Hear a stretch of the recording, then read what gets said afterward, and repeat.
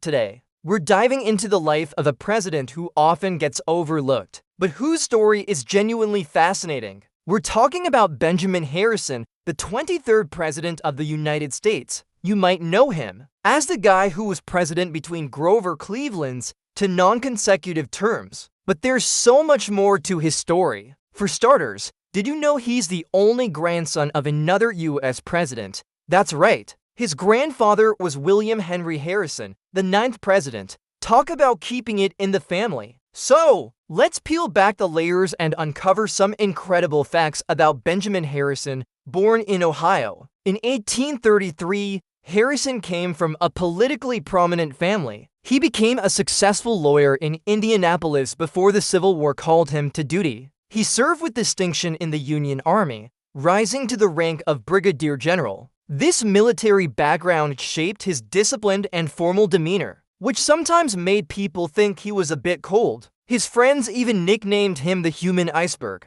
But beneath that reserved exterior was a man of deep principle and conviction. Harrison's presidency, from 1889 to 1893, was a period of significant action. One of his most groundbreaking achievements was signing the Sherman Antitrust Act into law in 1890. This was the first federal law to prohibit monopolistic business practices, laying the foundation for trust-busting presidents like Teddy Roosevelt. It was a huge step in trying to level the playing field for smaller businesses and consumers against the massive industrial giants of the Gilded Age. He was also a huge advocate for technology. In fact, Harrison was the very first president to have electricity in the White House. But here's a funny side story. He and his wife, Caroline, were so terrified of getting an electric shock that they often refused to touch the light switches themselves. They would frequently leave the lights on all night or ask the White House staff to turn them on and off for them. Can you imagine being scared of a light switch? It just shows how new and strange this technology was at the time.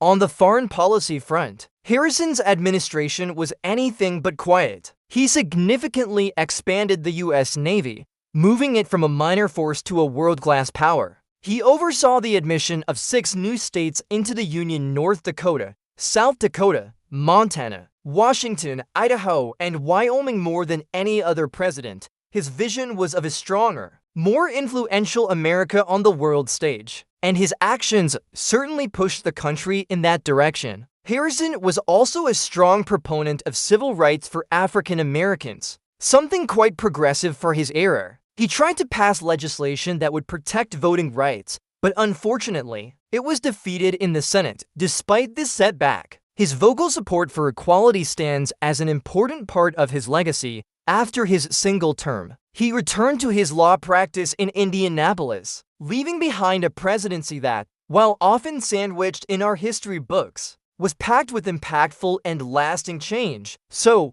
there you have it. From a Civil War general to the centennial president who presided over the country's 100th anniversary, Benjamin Harrison was a man of substance and significance. He wasn't the flashiest president, but his contributions to antitrust law, naval expansion, and even the modernization of the White House itself are undeniable. What do you think is the most interesting fact about him? Let me know down in the comments. Thanks so much for watching. If you enjoyed this deep dive into presidential history, please give this video a thumbs up. Don't forget to subscribe and hit that notification bell so you won't miss our next video. We'll see you in the next one.